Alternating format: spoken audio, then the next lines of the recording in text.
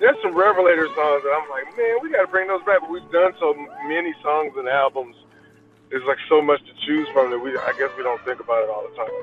We need to get you a really good slide player in Nashville, and you guys need to cover a Derek Trucks song. You know, he told me Susan wrote the song, which he was proud of. He said that with great pride, you know, the way you say nice things about your family. From the first note with Tedeschi Trucks, they just blow you away. Yes, we will. I wouldn't argue with anyone that says that could be my favorite song on I Am the Moon. He, signs my ticket, and I look over at Susan. I say, Susan, would you sign it too? And she goes, oh, heck yeah. Kevin calls me and was like, hey, man, what are you doing? I was like, nothing. He was like, Derek wants to record some tuba stuff. I said, when do you want to do it? And he was like, let's do it Wednesday. It was Midnight Harlem. And it caught our attention, man. And we started diving deep, and we're like, okay, we got to see these guys.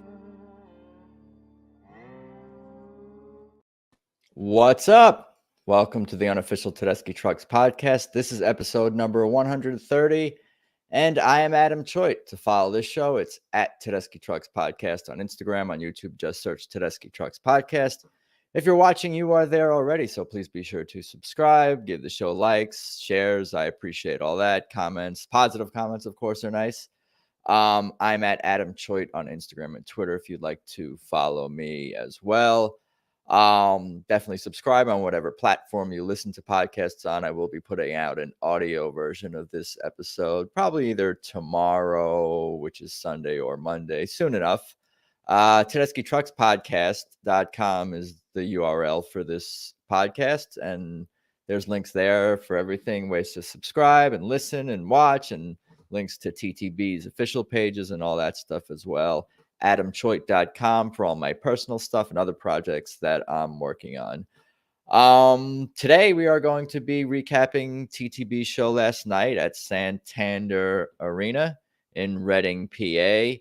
I guess it's being referred to more or less as a warm-up show for the garden parties coming up this week in Boston and then in New York at TD Garden and at Madison Square Garden.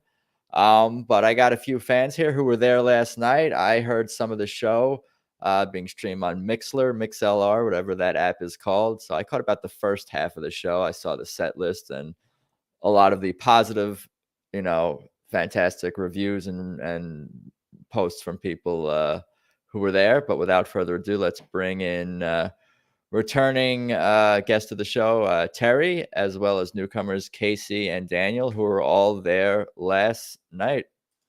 What's going on, guys? Hey, how you doing? I see everyone and I hear everyone, I think. How we doing, Teri? I think you might be muted. I think you muted yourself. It's all good. Anyway, maybe she had to step out. No, my connection's a little choppy. Sorry. Ophelia's there you are. Ophelia's blowing through, which, by the way, is a song they definitely should cover. Yeah, stay safe out there. A storm. Yeah, you were telling me that there's a storm. So we're powering through it with this episode for sure. Casey, that's awesome that I see you have a banner behind you at TTB. When did you get that? Where did that? What era of TTB? My wonderful husband ran out during the end.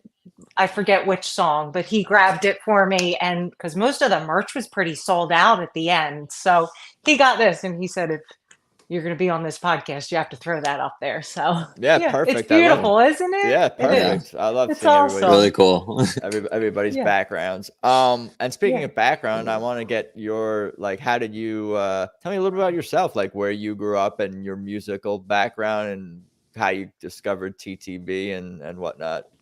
Okay. So I grew up outside of Philadelphia. I don't live there anymore. I live in northeastern PA, close to the New York border. But I don't come from a family of musicians or anything like that, but my parents were really, really big into music, and the Philadelphia scene, there's a wonderful diversity in music. So nobody was were musicians in my family, but my dad was a big Little Feat fan and Warren Zevon, and he'd also, he liked Motown and the blues, and my mom, she was a big Roy Orbison fan and Connie Francis, but loved the Temptations and the Four Tops. So my parents were a little older when they had me, so I got to kind of grow up with really cool, good rock and roll music. And I eventually, I started like singing and doing performing arts and stuff when I was young. And probably like in my late teens, early 20s, I sang in a few bands and just kind of for fun. I loved it. I loved performing. And I guess I basically kind of got into the blues in my late 20s, or my early 20s, excuse me. And there was a bar in the town that a couple towns over that I grew up in that used to have an open mic blues night.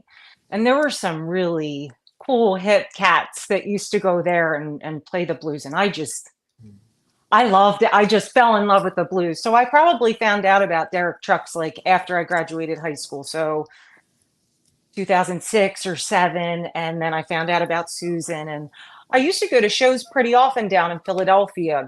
We had a great radio station, 88.5 WXPN. It's a college, University of Penn. And Susan Tedeschi would come around a lot. I saw her play at the Glenside the Keswick in Glenside, PA, which is a great venue. And I saw Derek. He used to come to Longwood Gardens when I've never seen Derek Trucks just with himself. I've always seen the Derek Trucks band with Susan. And the first time I ever saw them, they're insane. They're incredible. It's everything that I've always loved in music. And so I've just kind of continued to go to their shows. And I guess I got married in 2015, and my husband and I kind of left Philadelphia, and we live up in the boonies and the mountains now and have a small like homestead and farm. So there were a few years where I wasn't really going to shows, and then COVID happened and there was kind of nothing. And but we've been to 3 TTB shows in the past 2 years. So and last night was just freaking incredible. It was they're an incredible band, and they're challenge. So I just love them. I'm happy to be a fan, and they never disappoint, So yeah. I appreciate you sharing all that in your story, and that's cool to hear your Thanks. connection to the band and all that. And I guess I didn't know, how could I, that you go back that far, like 2006, 2007. That's even before I got into the band, which is more or less shortly after they formed. So the roots are deep with you and a lot of others out there. It's just cool for me to connect with people who have like been following this band like since before it was a band, and following Susan's solo career and Derek Trucks band and all this. And I have listened to a lot of the archive.org, live recordings of Derek Trucks band, the Derek Trucks band. And Susan is on a lot of those songs and recordings, and did tour with them, or was on the road with Derek Trucks band quite a bit. And like, I guess like even in like 2009, a lot of the final year of Derek Trucks band, I guess. Essentially, yeah, she was pretty much like, there's so many versions of Any Day with them with doing Derek Trucks, so many like classic versions, and I've been coming back to that a little bit more even in the last week or two, just listening to random Derek Trucks band songs, and it's just like they've always been so amazing. I feel like you were nodding along, Daniel, to some of the things Casey was saying. If you knew some of those like radio stations in Philly, or some shared background or something, tell me about how your TTB journey and musical life and background. Yeah, well, I'm just also from the Philadelphia area. I grew up in the suburbs right outside Philadelphia, still live there now. And just like Casey was saying, I feel like Philadelphia is kind of like best kept secret, the music scene in the United States. It's like everybody that comes to New York comes to Philly. They'll just, like come on a weeknight instead of the weekend, but it's like, there's a great music scene. It is a great town for music. And I first saw Tedeschi Trucks band in 2018 at Locken, and I was there for Dead and Company. So, I had heard of them before, because I was familiar with the Allman Brothers. And actually, one of the first concerts I ever went to when I was a teenager was Rat Dog opening, which is Bob Weir's band, old band, opening for the Allman Brothers in August of 2007. And that was when Derek Trucks was playing with the Allman Brothers. And he came out with Bobby and did a China Rider with Rat Dog. And it's funny going back because at the time I didn't know anything about him, but after getting into Tedeschi Trucks, I realized I was like, oh wow, I saw him, play with Bobby like way back when on one of my first concerts. But I saw them, at Lock, and I caught the end of their set before Dead and Company started, and they just blew my wife and I away. We were like, wow, it was like that band, they're amazing. And we're like, we have to see them. And later that year, we saw them with Willie Nelson's Outlaw Fest in Camden, New Jersey, right near Philadelphia. And since then, last night was my 12th show. So since 2018, I've seen 12 Tedeschi Truck shows. Very cool. What was the Lock-in's 2018 set? Because usually there's like they have a guest or they did the Layla album. What was there anything significant about 2018? It's just a great set, which is fine. Well, I know that they encored with Space Captain, which is a song that I've come to really love. And but there actually is not an archive recording. There's not a recording on archive.org of the Lock-in shows, which is kind of a bummer. It's like I think there's some videos on YouTube of it, but yeah, I haven't been able to go back and listen to it. I'm not sure exactly. It was a music festival. We're about to see a Dead show. We were inebriated. I forget exactly how many songs we saw before Dead and Company went on, but I know they encore with Space Captain, and they just blew us away. I'm looking at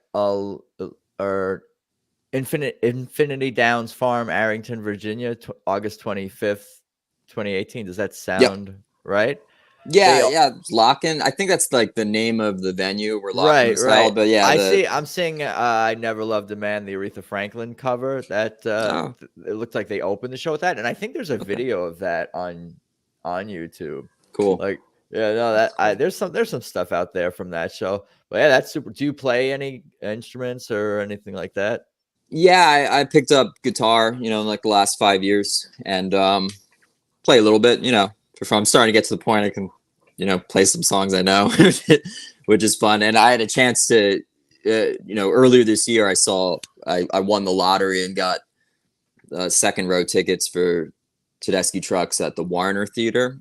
And it was just so cool to be able to sit there and just watch Derek play like up close, be able to like see his fingers move. Just so effortless, when you say, and even just being able, even just playing guitar a little bit, it's like, I feel like I can kind of appreciate like how good he is. And seeing and listening. Yeah. Yeah, that was Lock-in. I Never Loved a Man. I was looking at the right set. It looks like Susan's got sunglasses on. It's a set during the daytime for sure. Good. Do you play any slide? I haven't. I've like a tap. Yeah, no, I haven't really tried to learn to do that. It seems really hard. And what about you? Teri? You've been on before, but why don't you refresh us a little bit about your musical background and how you came to TTB? Well, again, my parents weren't musical either, but my mother insisted that I be. So I studied piano and guitar, just enough to be dangerous with it. Not enough to really know anything except a little theory. I lived in Jacksonville for 14 years and saw Derek when he was just coming up. And I mean, he was a child, not much taller than the guitar he was holding, and he blew me away. And I knew that if he had the right people with him, he would be amazing. And he did, and he is. I met his parents back in the day, and they were wonderful people. And saw Susan at the Spring in the Blues Festival, which is a great festival in Jack's Beach. If you ever get down that way, first weekend in April, it's awesome. It's live blues, oceanfront, and free. So you can't beat it. But I saw Susan play there a couple of years in a row, and I loved her and loved her music and loved her shoes. Speaking as a girl. Yes. She had these red patent leather Mary Jane platforms. Oh, they were awesome. But I mean, she just blew me away on guitar. And last night at Reading, I felt like she carried more than Derek did, and I'm not dissing Derek by any means because he's a genius and a prodigal talent. But Susan played her ass off last night. I'm sorry if I can't say that word, but she did. He did. You can Just say all Won't the word. Burn. Just Won't Burn in particular was like that. That was one of the highlights of the show. We're gonna get into it. I want to ask Terry a Jacksonville question because you don't live in Jacksonville anymore, obviously. No, I'm outside of Gettysburg now. I'm on the mountain, which is probably why my internet sounds choppy because I have lousy internet up here. No, you sound all right. Me No, too. because I think we're all aware, like looking at the band's website, there are no tour dates scheduled for next year right now, other than like the Grateful Dead cruise or whatever. There might be some dates added. There might be some light touring. I'm not sure. I don't have any inside knowledge or anything. But if they're going to be spending a lot of time in Jacksonville, do they kind of like just wander around town and just show up at bars and join local musicians? Like, is that like a thing? Because they're always touring so much, so they're not even home. But they ever just like pop into clubs? And is that like a thing potentially? I don't know. I mean, I've been gone from there for quite a few years. I know they like to play Daly's Place, down there, and I know that Jacksonville has an amazing music scene, an amazing blues music scene. And living on the beach when I did back then, you could pop into any bar and you never know who would show up. Artemis Pyle would pop in to play the drums with somebody. It was awesome. There were so many excellent musicians in that town at that time. I'm sure there still are. And you just never know who's going to stop in and jam with a local band you've just gone to see at a local bar. It's a great, great music scene in Jacksonville. Yeah, I'd like to check it out. I've actually never spent time there. Let's get into this Reading show, though. I'm going to pull up some images here. We got the poster here. Beautiful train poster. I've been posting on Instagram stories more with the band's music because you can post on Instagram with the band's music. So now I'm looking at the posters and being like, what song goes with this poster? So I was like, oh, Whiskey Legs. This probably goes with it a lot. This looks good like a whiskey. I don't think they played that last night, but it's funny that I'm doing that. But yeah, I like this one. This one's colorful. It has an interesting perspective. It has a real coming at you. It really comes at you. And that is a lyric in Whiskey Legs. But yeah, look at it in the bottom corner here. I didn't even look closely at the Santander Arena, Reading, Pennsylvania. And then it says USA and Earth. That's awesome. Cool. They're so cool. That's awesome. Some humor in there. I'm not good at describing posters for listening audiences, but if you guys have any comments about it, I'll let you guys jump in. It's a really cool poster. I wanted to buy one, but I already own too many. I've got quite a few I haven't even framed. So. How many posters do you have, and how many are framed? What are we looking at? I have one poster for Tedeschi Trucks specifically. I have one of theirs frames and on my wall, and I have 3 that I bought and haven't framed yet. Nice. Yeah. Nice. Yeah, good stuff. Beautiful poster. I will say real quick that the train brought it home last night because we were all held up getting to the parking garage, waiting for the train to pass. There were train tracks right behind the venue. Yeah. Maybe it's a Reading thing.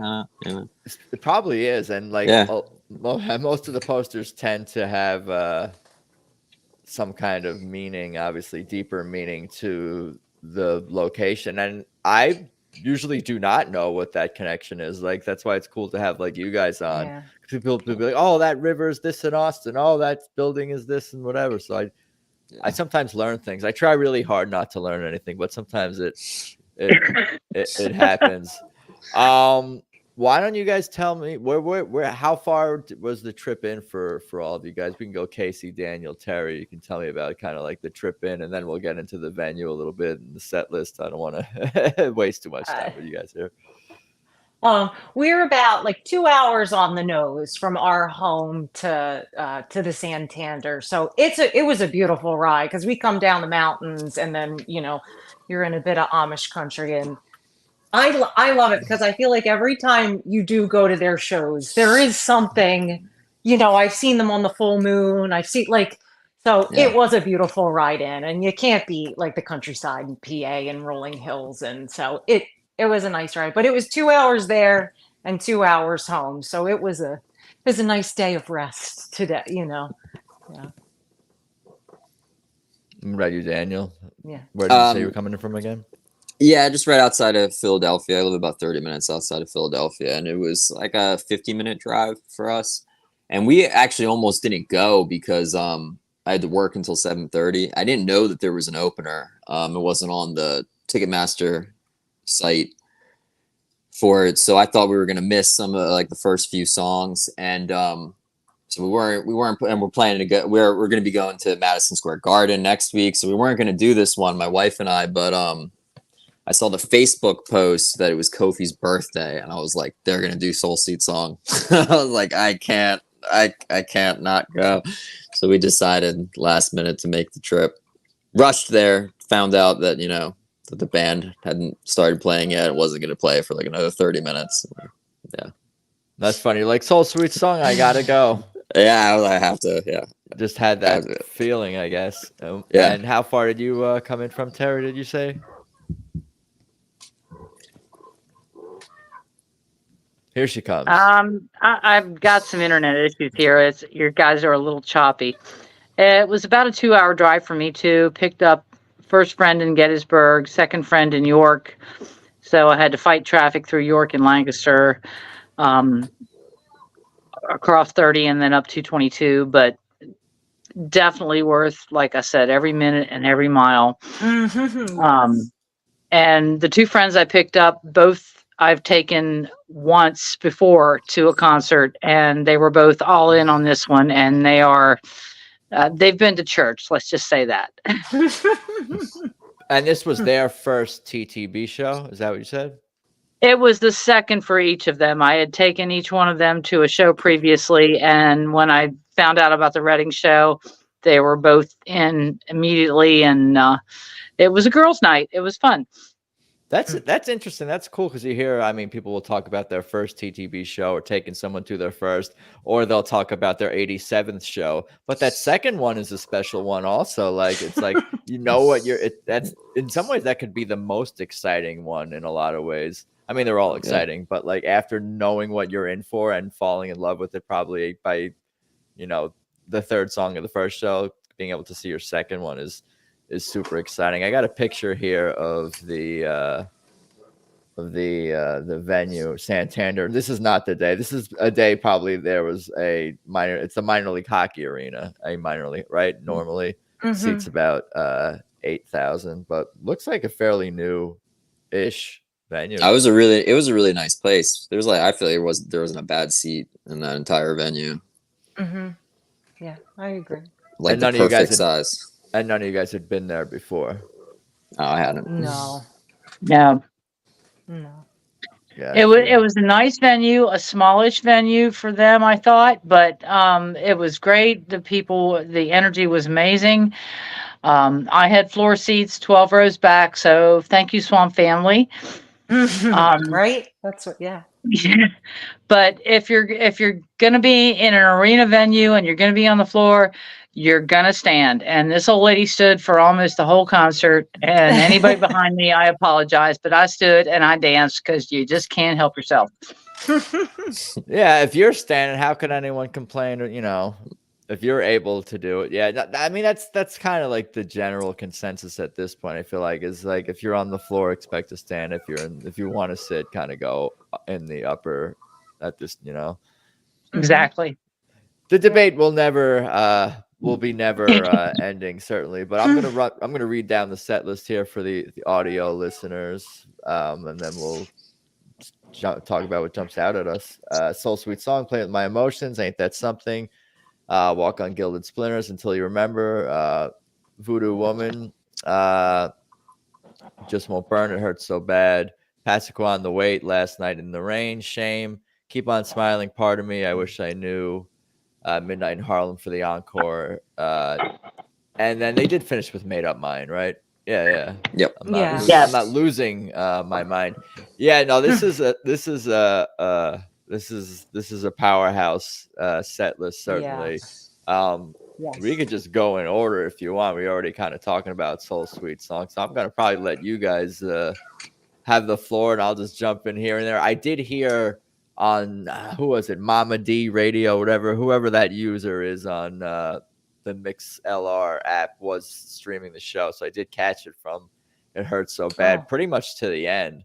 And the wait, I'm rambling already, but the wait was just so awesome. Like it had such a groove and it had such great energy to it, like as did this entire show. But yeah, I'll go let you guys tell me about it, and we'll talk about the lighting and all that. We already I think I already got into that with some people already.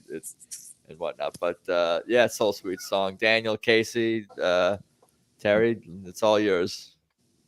Whoever wants to jump in. I love that song. You know, I'd never heard it performed live. You know, from the moment that they released it, you know, I first heard it. It was one I really wanted to hear live, and it did not disappoint. It was great. It's just such a beautiful tune. It was a great opener too. I thought I wouldn't have expected them to open with that, and it worked. And they you know, they wished Kofi a happy birthday. Like it, and that kind of set it for me. You know, usually I think I guess by Ain't That Something, I kind of get into the zone and I'm kind of done for the, you know what I mean? But that was a beautiful way to open. It truly was. Yeah, of course. I somehow failed to mention or forgot to mention, was going to mention, of course, that it was Kofi's birthday yesterday, the day of this show, September 22nd. And the band did post a bunch of pictures of Kofi over the years as well. I'm going to try to pull up some of those and we could just look at them real quick. I don't even know all the people in these photos. I'm sure people watching or listen or watching will be like, yeah, I do not know that's so and so. Let's just pull up these real quick. I think it's probably worth it. Like you got this right here. These are cool. I feel like I've seen most of these over the years. Like all these photos are somewhat like iconic. Like this is a great one here of Susan. That's beautiful. With Kofi. Yeah, that was. Oh yeah. Yeah, that's a really special one, certainly. That is. Damn. And then Kofi with Mike, a younger Mike holding, looks like a little Walter, blues album, I believe. And great, this is a great one too. That's Kofi and Derek, great smiles. Awesome. And then we got Kofi and Derek, Susan, more. One on stage here. That's nice. These are all posted by the band. The Christopher Lloyd and Ephraim in the background there. Nice. That's a good one too. When they opened with that song, I immediately knew that it was a tribute to Kofi because I'd seen all the posts about it being his birthday, and I thought that was unbelievably appropriate and perfect, just perfect. Yeah, like once the band posted something about it and they acknowledged it, because I guess the band doesn't always acknowledge birthdays and death dates of everyone. It's not like they don't necessarily owe that, but it's nice to do that and see that. And like, yeah, I'm sure you got, once they posted that stuff, especially, we're like, oh, we're getting Soul Sweet song, we're getting I Can Feel You Smiling even, or some kind of like emotional tribute. And like I heard that one for the first time actually this morning. I think it was you posted videos on YouTube. Was it your videos, Daniel? Is it yeah, thank you for sharing those videos. Yeah, no problem. Thanks for watching them. Yeah, because I guys mentioned I only caught the second half of this, more or less the second half of the set, so I did not hear Soul Sweet song until this morning, and immediately once like you can hear the crowd cheering as the band takes the stage and Derek starts to like almost like warm us up getting into the song, like total goosebumps, like really. Yeah, it was pretty intense, and it's intense when it like catches you off guard, but like it's like the good kind of goosebumps and chills or whatever and feelings and all that stuff. Yeah, just super duper. There's like I would say the same thing with Midnight in Harlem. There's certain Tedeschi Truck songs that just do such a good job of like creating an atmosphere that just I don't know, you like feel like run right through you. And I feel the same way about Soul Sweet Song. You know, it's like there's something about that song that has an atmosphere that's just so meaningful. It takes you to a different place, their music, and you could have ended your sentence at the word atmosphere. Like it creates such an atmosphere, and you're in another. Mm-hmm. You're somewhere else when during the show, during their songs. You're sure. It's a journey. It is kind of a trip, like a psychedelic trip. There literally is, like, but it's even more than that. What else you guys want to play with my emotions? Ain't that something? What you can jump around. I really like Ain't That Something, and that's one of those tunes that Gabe Dixon being a more recent addition to the band, but I feel like he just fits in so well, and I really enjoy his lead vocals and on that song especially, and so it's just a fun one.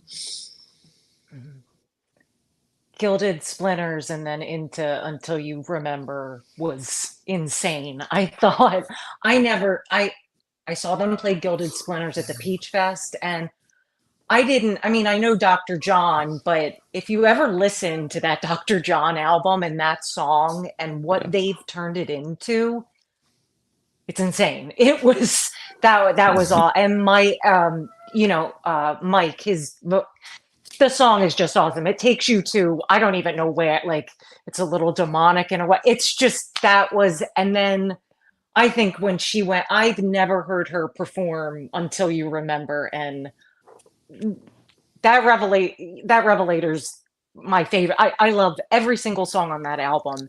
And I thought going into that Until You Remember and the solo at I don't know how that's such a heavy song. I don't even know how like she musters up the strength, you know what I mean? It looks like it's so easy for her and so they were both really awesome. The whole set list did it for me, but that was really, really cool. Really, really awesome, I thought. Gilded Splinters is probably the favorite cover of them that I've heard from them. I absolutely love it. It just blows me away every time I hear it. And last night I was so glad my friends could hear it too. I'm like, wait till the drums at the end. Wait till the drums at the end. I was so excited. Right. And the light show was phenomenal with that. I mean, it was almost a little too much, but it was amazing. I love Mike's vocals on that song. I love the way they perform that song. I think Dr. John is proud somewhere. Yeah. I caught some of I was gonna say I caught some of your video, Daniel, of Gilded Splinters, and I was checking out the lighting and some of the wider shots, and it did look cool. It looked like it had more intensity certainly to it, but I think what we've all been kind of discussing online, offline, all this stuff is that like hoping it can be done in a way that's not like invasive, so to speak, to the audience, where it's not like overwhelming the music or too what do you call it, like stroby or just bright. It can be a little overwhelming, and if someone is prone to seizures, it could be dangerous. Just saying.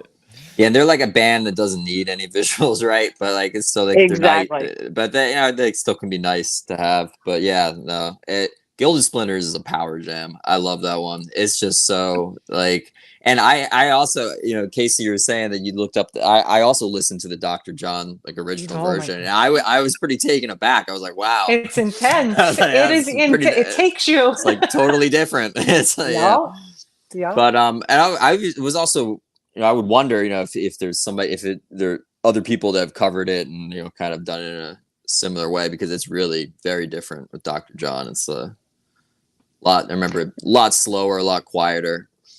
I mentioned sometimes Cher did a version of Gilded Splinters, which is actually pretty cool. Kind of a totally different style than TTB, of course, but it's definitely got a groove to it as well, and is definitely worth checking out. I just like the structure of the set list, just looking at it, and I know you guys are all hardcore fans, obviously, so we can all like follow the method to the madness, so to speak, just looking at the construction of the set list. Like you get the really tribal is the word I describe it, like the powerhouse Gilded Splinters, and then you get like the emotional ballad of Until You Remember, and then obviously which is like a nice, you know, balance in the set list, and then, you know, with the 25th anniversary of Just Won't Burn, Susan's album, you know, being released and all that and re-released, you know, we got a nice Susan centric part of the set list, so that does make sense. And I could see why you would think that. I think it was Teri who said like last night was very Susan centric, and it was especially in this part of the set list with the Voodoo Woman and it just won't, you know, Just Won't Burn, and It Hurts So Bad, which are really just like very, I don't know, just like bluesy, classic Susan Tedeschi songs, like just always hit the spot. Like I'm really like digging It Hurts So Bad lately. Like just like, her vocals. Right. When they put that in, I forget what show it was. Maybe it was one of the North Carolina shows, or even before that, when they did that like first or second in the set list. I was like, you are getting, it's like almost getting like a I Pity the Fool, like second in the night, because just the way the range and the power and the emotion that she puts into It Hurts So Bad, it's like that's something that like they could be probably closing their show with, or like putting encore later, whatever. Like save that. Yep.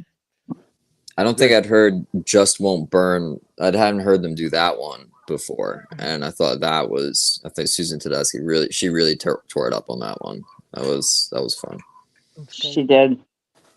Yeah. Yeah, a lot of guitar from her on these songs, I'm sure too. Amazing. Her guitar was amazing last night. Some of the best I've ever heard from her, and she's always amazing, but last night was phenomenal. I feel like they're really ramping up for the garden party shows, and I wish I could be there for all of them. Me too. What is there anything, or is it just a feeling? Is there anything? And obviously, some of the technical stuff with like the lighting and the preparation and playing in front of maybe a slightly bigger audience, and obviously in like more of an arena style. Well, it is an arena, Santander Arena. But is there something that made you guys feel like, besides those things I mentioned, like, oh, this is a warm up for like the garden parties. This is a warm up for a bigger thing, or like, I don't know, just the band is like in some sort of like transition to exploring bigger and better things. I felt like the energy of the set list. I'm told that Derek puts the set list together. I don't know if he does, but whoever did, it was perfect because it was like a roller coaster of highs and lows, and it really kept you moving through the whole thing. It just, I really feel like they are, you know, it was a practice session for the garden parties, and if that's what it was, they are going to slay it. Yeah, they are. Right. And looking at the set list, it was a very like mid-tempo to very upbeat rocking set list. Really, other than, you know, looking at this like Midnight in Harlem, which is their you know, what do you call it, quintessential, or or what song I think that they're probably most known for, especially one of their originals. So it's like their most popular, their signature song is Midnight in Harlem, is one of their like slower songs, so to speak, tempo wise.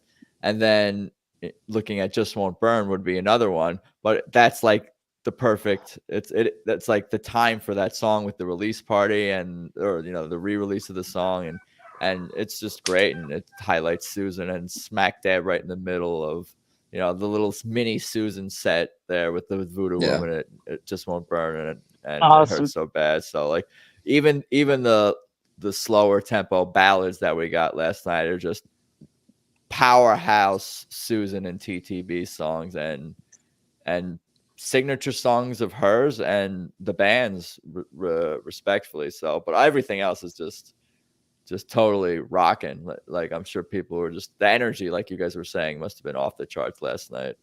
Oh yeah, It was. One of my favorite versions was The Wait. I've heard that song many times. Obviously, anybody who ever watched Easy Rider or listened to the band, the original version of that song almost sounds like a funeral dirge, but they put so much funk into their version. I thought it was better than the original. Sorry, Robbie Robertson, but I thought it was amazing. They're doing Oh, the so good. I was gonna say they're doing the Aretha Franklin version with that she did with Dwayne Allman on guitar. Like that's the style that they're obviously doing. And they have done The Wait a few times, but I can't remember the last time. Maybe at the well, they did it at the lock and set, the Mad Dogs lock and set, but I don't know if they did it in the Aretha Franklin style. They probably did it in the style that the Mad Dogs record, which I do like too, obviously with Joe Cocker doing the vocal. But yeah, that was just rocking and so upbeat. I was at the gym. I was on the treadmill getting into it last night, listening to The Wait live. So good. I haven't heard it since. I only heard it that one time. I've only heard it other than maybe listening to and watching a couple of videos of yours, Dan, that have popped up on YouTube. I've only heard most of these songs in the second half even once, so I cannot wait to hear, obviously, I guess all of them, Passaquan and The Wait. Ed Gendelman, the famous recorder for our TTB Swamp Family, I believe he was there last night. And if he's at the show, I assume he's probably recording it. He's probably driving back to Philadelphia right now or whatever, dealing with stuff. So I'm sure I think we're gonna get more videos and more audio just because it's like I don't know. I think we will. Philly's usually pretty good. PA, we usually get a few. You know, the Northeast is a good hub, especially for getting audio. The Wait last night in the rain, like we don't get those all the time. No, So little less shame lately. So to hear that was like, I'm always like excited. Like where I'm at, I'm always like, because people are like, oh, I want to hear this, I want to hear that. I never heard this, I never heard that. Because I'm fairly tuned into what the band is playing, and a lot of it is recorded and put on YouTube or archive.org. I just look forward to the thing that they haven't played in a while, or the new thing. What's the new thing? But more what the thing that they haven't played in a while, because of that you're familiar with it, so it feels good to hear that for the first time in a while versus something new, which might take a minute to grow on you, but always does because it's TTB and they make everything their own, whether it's a Gilded Splinters or even, The Wait. They definitely made it their own. Like I would love to, like what would Dwayne Susan Tedeschi is perfect for that. What would Dwayne and Aretha think if they heard that? Like I think about I'm sure they'd love it. What would Dwayne say about Derek's playing and this band? And like I would love to gotta get him on the podcast. I need a medium to connect me to the spirit world so I can interview some of the musicians from the past to see what they think about TTB. I'm gonna let you guys talk more because I'm rambling again, so you can talk more about jumped out at you about the evening. I think Last Night in the Rain is another really strong one off I Am the Moon. I really like that song, and I don't think I'd heard it performed before, so it was that one was a lot of fun. Shame is always fun. That's another power jam that I really like, and I feel like Susan's vocals on that were particularly like just on point last night. I've heard them do Shame a few times, but I think Last Night was the best I've heard. It was a lot of fun. I heard Derek broke a string. Was that on Shame? And he was repairing it during. Was it on Shame? Yeah, during that was Brandon. on Shame. Yeah, during Brandon's epic bass solo on Shame. Cool. Derek was putting in work, and he was making some really cool sounds like during his solo and during the outro. It sounded like real deep, heavy, like thunderous sounds. I was like, damn, some of that stuff is new. Like this band always like surprises you in more ways than one, and Derek continues to be someone that does that repeatedly. It's those vocals too with Susan, like real echoey, haunting vocals. Like it reminds me of like some of the Allman Brothers. Like an Allman Brothers song, it sounds like it's just it's a powerful Shame. one. Yeah, I'd agree. Yeah, that definitely sounds like, because they have such an eclectic sound. There's so much going on with. I mean, they're a 14-piece band like that. So like the Allman Brothers is a big part of their sound, I'd say. And Shame 12 is piece, like good. 12 piece. Is it 12 piece? Yeah. Oh. Okay. Sometimes there's guests though. Yeah. Yeah. There's been. I don't know why I thought 14. Yeah. There's been more on the stage before, certainly. But just to speak to the balance in the set list, looking at Last Night in the Rain is more of an upbeat, and then Shame is like a heavier rock song, and then Keep on Smiling, more of a pop,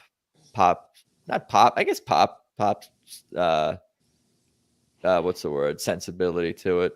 The happier the song. Wet Willie cover. Exactly. Keep Happy is on the word. Smiling was a song that came out. I'm a child of the 70s. I remember when it was, and Wet Willie had the original.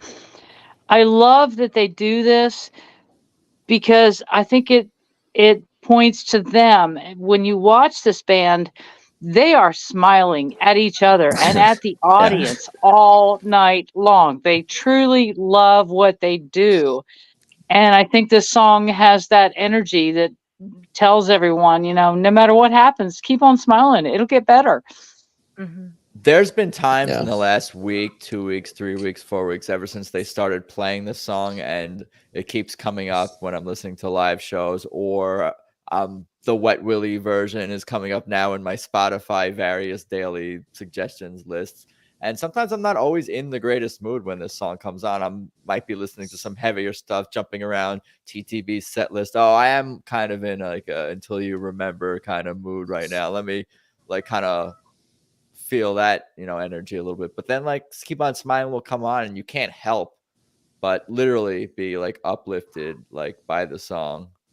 Like it's such a feel good. So I almost don't want to listen to it too much so I don't get sick of it. But the band is so good with like their music where they kind of like play everything for like the right amount of times on their tours, on their set lists. Like Until You Remember, they play that song, I feel like I keep saying it, the perfect amount of times and often enough, like where you don't I think it's too emotionally exhausting to play Until You Remember every night. I don't think they could do it. I don't know. Yeah. That's like how I feel about some of these songs. Like I'm tired. You get like tired. Like after the show, I'm sure you feel, all you guys probably felt like almost like you had like a workout, a spiritual workout. Is there something to that? Oh yeah, that's a great way to put it. Absolutely. Yeah. Yes. Yeah. I feel it for about 3 days after. It usually like I'm still a flutter a bit, the day after seeing them, and they do that. They leave you with they're incredible. That's what makes them so great. I'm not really a different person. I'm just somewhere. I don't know. I feel something different, and I'm kind of like, well, what do I do with my life now until there's another TTP show? Because it's usually like once a year or once every couple years, and it's until we meet again, Yeah, you always have the music. Here we got a comment here from Bob Ozzy, supporter, past guest to the show. Derek played with 4 strings for a bit before changing the string. Yeah, he's played with 4. He's played with 3. He's done it all.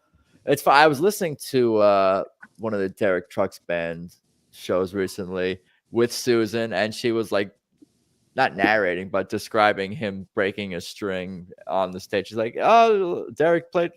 Good job, Derek. Even with 3, 4 strings, he still gets the job." Like she was commenting on that, like even 11, 12, 13, 14 years ago. This is not new. Like Derek wailing on his strings and bringing the passion and breaking them. Yeah. Good stuff. Anything else here that jumps out at you? I wish I knew. That always starts with a great Ephraim, or has been starting with a great Ephraim solo. It's just like it revs up. It really revs up as the song starts. Yeah.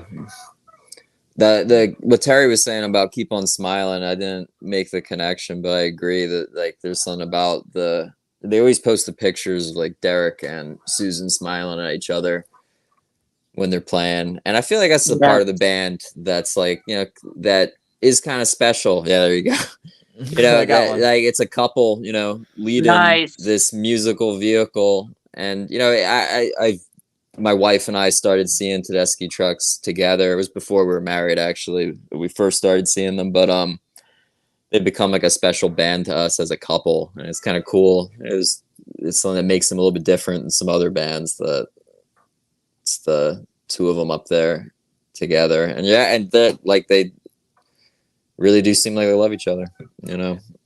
I think part of it is like we've all kind of like talked about, I think, or it seems like we did, about like a lot of the music from the past, from the 60s and 70s and classic rock and roll and these different bands that we love. And Tedeschi Trucks Band is such an eclectic blend and hybrid of all these bands that we love. And they take all that music in many ways to like the next like level. So we're just like So it's like Yes. hard not. And what I was going to say is that they're new, like they're a fairly new modern band. This band has only been around since 2010. So I think what makes it special for you, Daniel, Casey, me, Terry, is that like we all kind of been there, you know, maybe not all of us since the very beginning of the band, but it's like we've been along for the ride for most of it, if not, you know, it's like a very now thing.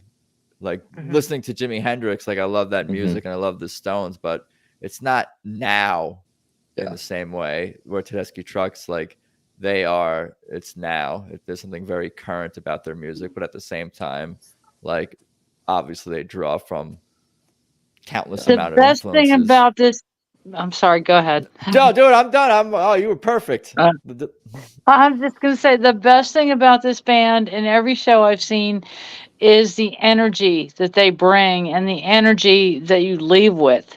It's peace and love and acceptance and tolerance, and just relax and enjoy the vibe. They really do have a presence on stage over and above their music. They have this energy that they put forth that you can't help but receive if you're open to it at all. And that is the best thing about this band. Yeah, it's special. I think, and I hate to say it because it's not something to compare or contrast, and it's not a competition, but I think they do it better, what you're describing, Terry, better than pretty much every artist out there, at least for me. Like, I don't know. I'd second that.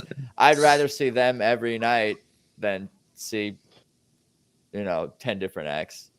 And that isn't a slight to other acts. It may come across that way or sound that way, but it's more about my love for this band. And you get so much with their music. You're getting Eric Clapton and Allman Brothers and Susan solo and Derek solo and 12 members and all of their talents contributing. You're getting so much.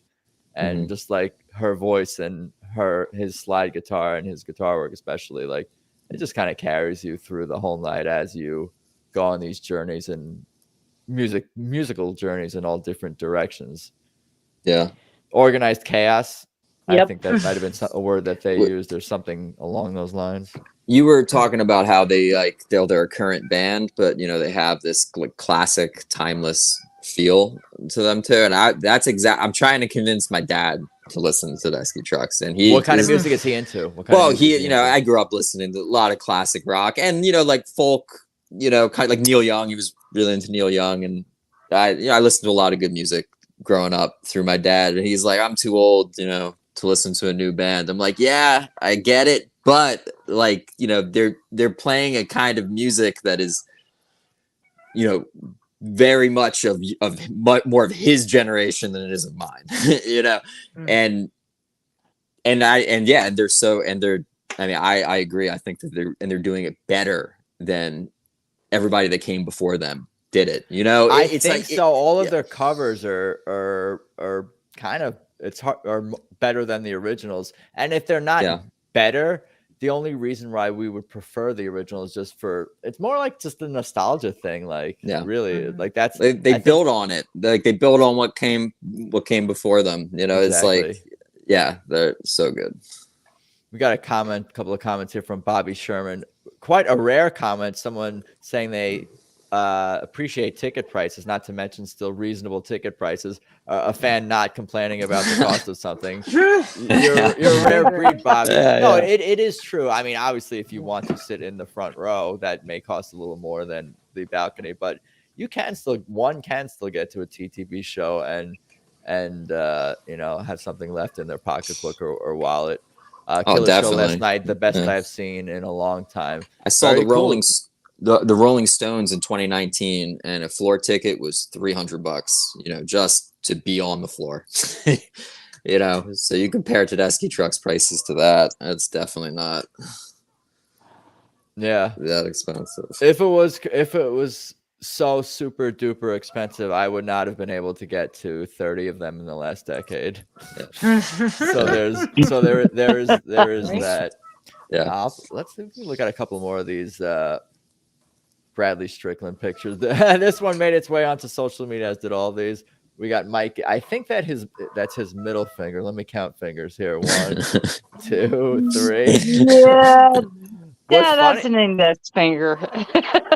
Yeah, he's has a very just seeing some of like his like on social media and interviews and stuff. And there was that PBS interview. I don't know if you guys caught. They did that like expose. Yeah, it was great. Yeah, that was great. And Mike is on some of that, and so seeing him on camera, he does have this kind of like funny sense of humor, this like deadpan, like sarcastic. So like without knowing that, you might think that he looks kind of like mean or angry, just isolating him. But he's an amazing songwriter. I love his lyrics, and it seems did like he write Midnight in Harlem? Yeah, he did. Yeah, and he has a solo version of it I recently listened to, and it's great. I love it. Yeah, him and Isaac here having fun in the hallway. There's the Derek and Susan one. We got one from behind the stage of our drummer extraordinaires. The arena. Here's one of you can see kind of like the lighting, the different rows. I don't know all the technical terms for all these types of lighting, but it looks cool to me. That's great shot of Kebby. Oh, nice. Dan, I got to go back to what you said about your dad and try and turn him on. You were saying that, right? That was you? Yeah. Tell him this is a band of old souls, because Derek is an old soul, at least musically, if not altogether. And I believe Susan is an old soul too. And I believe everyone in this band has a feeling. And I mean, both my friends that I've taken to this band have said there is so much talent on that stage, and they're right, but it's beyond that. It's a feeling. They are old souls with regard to music, all of them. You know what I would say, Dan, is that like send him a song that you think he's most likely to be into. If he's into folky, send him something more folky from TTB live or record. If he's more of a jam band person, send him like Passaquan.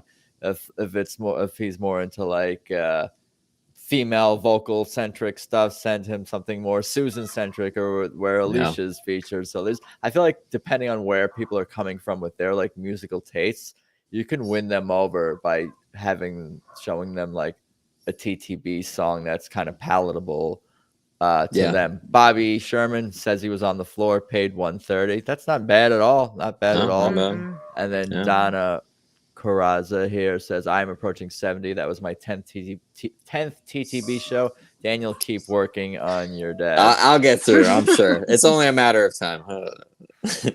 Cool. Good stuff, guys. Anything else you think we need to cover or talk about? You guys going to the garden party shows or no? Yes, I will be at Madison Square Garden. Yeah, I might bother you about coming on a recap for that one. Maybe I'd love to. Yeah, this is a lot of fun. Thank you for having me on. Oh, I appreciate it. I'm thinking maybe same time next week potentially. I don't know that. I'm gonna plan to do the Boston on Thursday, the night in between the show, because I do want to recap them separately, because I've been doing a lot of recap episodes where I'm recapping like 3 shows in one podcast.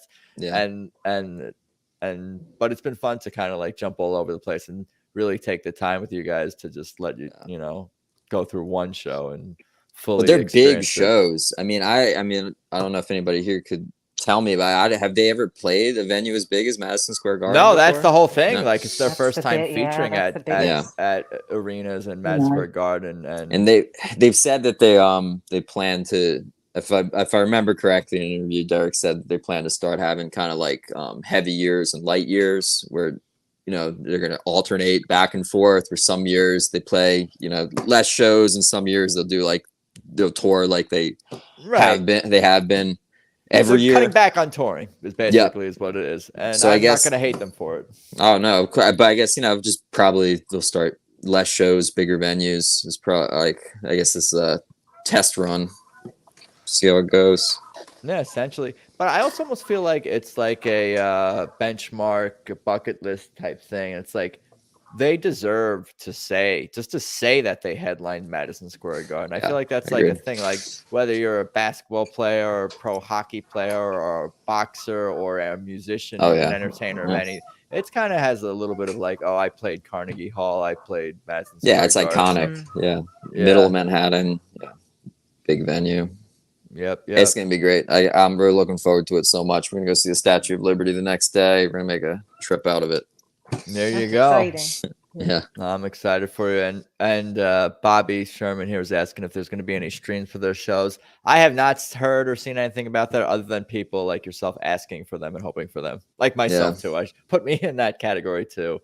Donna here says my first time seeing TTB was at the Keswick outside Philly, second time in Kirby in Northeast PA. TTB is definitely, I've seen the Keswick. I recognize the name of these arenas. Like I wouldn't even know what half these arenas or theaters or called if TTB didn't play them. I just didn't see the. I don't think the Keswick is a very, very big theater. That's cool. It's not. No, it's not. Yeah. Here's Bob Ozzie saying Madison Square Garden, spelled Matison, like Mike Madison. That's what he mentioned on the video. I could not stop cracking up over that promo video the band put out with Mike Madison saying, "Come to Madison Square Garden," spelled such a deadpan. Like, gotta get that guy on here someday just to tell jokes. Forget music, just entertain me with humor. Yeah, I really like to catch one of his solo shows. I've been listening to that. It's his version of Midnight in Harlem. And the thing for me is like, I live in Los Angeles and we get the short end of the stick, obviously, with really all things TTB and all TTB shows. But that also includes like seeing Mike do things, seeing Gabe do things. Kebby's not doing his events in Los Angeles. Like you get more of that on the East Coast and obviously in their home cities as well. Although Elizabeth Lee does, I think, live in Los Angeles, and I did see her, and I did get a chance to see the Mad Dogs documentary in the in-theater screening for that. Like, and I know a lot of people did not get to see that. They're eager to see it. Hopefully, come out sooner than later. But so I got that, but I don't get as many shows. But good stuff all around, guys. Anything, I keep saying it, but I obviously, as you can tell, I could talk about this band all day and listen to other people talk about this band all day. No, it's a lot of fun. Yeah, it was a lot of fun having the opportunity to talk like this because they're a great band. So thanks for doing this podcast. Enjoy listening to it. You. Love to thank you for having me on. And let me know if you want to talk after Madison Square Garden. I'd love to come on and talk again. Let me know if you need somebody. Yeah, I think I can get like 9-10 people in here, so I'm always looking forward to trying to get as many as I can, putting out the feelers. I get that not everyone who comes on is a public figure and is used to talking on live streams and this and that, but once you get going, I think, into this conversation about this band, we're all pretty much experts at talking about this band at the very least. If not music, we're not all music experts, but we all are experts at talking about Tedeschi Trucks Band. That is certainly for sure, and expressing our feelings about the music and the band. We're all pretty good at that, certainly. But thank you again, guys. I'm gonna do my little outro here, but let's talk soon, guys. Cool. Thanks a lot. Have a good night, everybody. Thank you, Adam. Appreciate it. Thanks, everyone.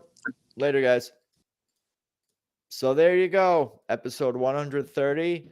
That was a lot of fun recapping the Reading show with Casey, Daniel, and Teri. I felt like I was there. I feel like I was there, and I can't wait to dig into more of the videos, recordings that I'm sure will pop up soon enough on the internets. But to follow the show, it's at Tedeschi Trucks Podcast on Instagram. On YouTube, just search Tedeschi Trucks Podcast to subscribe. Definitely subscribe on whatever platform you listen to podcasts on. Positive reviews on iTunes, Apple Podcasts are appreciated. I'm at Adam Choit on Instagram and Twitter, adamchoit.com for all my personal stuff, Tedeschi Trucks Podcast.com for all things related to the show. Tedeschi Trucks Band.com is their official website, Tedeschi Trucks Band.com. Buy tickets to shows, buy merch, join the Swamp Family fan club. Download the app. Go to the garden parties if you can in Boston or New York. Like I said, I'm gonna be aiming to do my Boston recap Thursday night, probably at 6:30 Eastern, and then gonna aim to do probably the New York MSG recap the day after that show next Saturday at about the same time I did this one. It's gonna shoot for 6 p.m. Eastern time. But I hope everyone is doing okay out there. Thank you, TTB. Thank you to the crew, to fans. But I think that's about all I got for today. Again, thank you, everybody. And let's talk soon. Peace.